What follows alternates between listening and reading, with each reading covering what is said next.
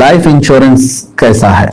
Life insurance के मामलात भी तफसील तलब हैं, खास तौर पर उन लोगों के लिए जो इसकी किस्तें भरने का जिनको यकीन नहीं है और पैसे इनके डूब सकते हैं, उनके लिए जायज नहीं। इंस्टॉलमेंट पर होते हैं ना ये, अगर कोई बंदा भर रहा था लेकिन बीच में भरने से आजिज हो सकता है तो उसके पैसे नुकसान हो सकते हैं। ऐसी पॉलिसियां होती हैं कि पैसे डूबने का अंदेशा है या पैसे चले जाएंगे अगर बीच में छोड़ दिया तो ऐसे उन लोगों के लिए जायज नहीं। और जिसको यकीन है कि इसकी पूरी पॉलिसी पर मैं अमल कर सकता हूं और पूरी किस्तें मैं भर सकता हूं, तो जीवन बीमा, जिंदगी का बीमा, लाइफ इंश्योरेंस करवाना कोई हर्ज कर सकता है। बैंक में काम करना कैसा है और रियल एस्टेट में काम करना कैसा है?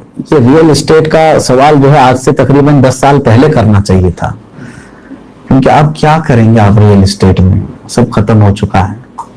बहरहाल फिर भी रियल एस्टेट में काम करने के मुतालिक और बैंक में काम करने में कोई हर्ज नहीं है। हिंदुस्तान में फुकहा इकराम ने हमें इजाजत दी है कि यहाँ जो बैंकों में हम लेन देन करते हैं, खाता रखते हैं, सारी चीजें हमारे लिए जायज है कि हमारे और कुफार के दरमियान जो लेन देन में ज्यादती हो वो सूद नहीं है, हदीस पाक में है। दारुल हर्ब के लिए मामलात हैं और हिंदुस्तान के दारुल हर्ब दारुल इस्लाम होने में भी फुकहा का इख्तिलाफ है, लेकिन इस बात का इत्तेफाक है कि यहाँ के कुफार हरबी काफिर हैं। इनसे अगर कोई चीज हमको बढ़ा करके मिलती है तो वो सूद नहीं है। इस एतबार से बैंकों में वहां से जो चीज मिलती है वो मुसलमानों के लिए मुबाह है और वहां काम करना भी जायज है, कोई हर्ज नहीं है। रियल एस्टेट में किस तरह का काम आप पूछ रहे हैं ये तफसील नहीं है, या आप बिल्डर बनना चाहते हैं या जमीन खरीदना चाहते हैं या पौड़ा चलाना चाहते हैं या क्या करना चाहते हैं। रियल एस्टेट के बहुत सारे काम हैं, तफसील इसमें नहीं है।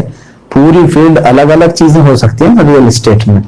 हाँ, अगर खाली दलाली के बारे में पूछ रहे हैं कि जमीन इसको दिलाया उसको दिलाया, मजहूल रह गए यानी मालूम नहीं दोनों को भी कि क्या ये बीच वाला ले रहा है, तो ये नाजायज तरीका है।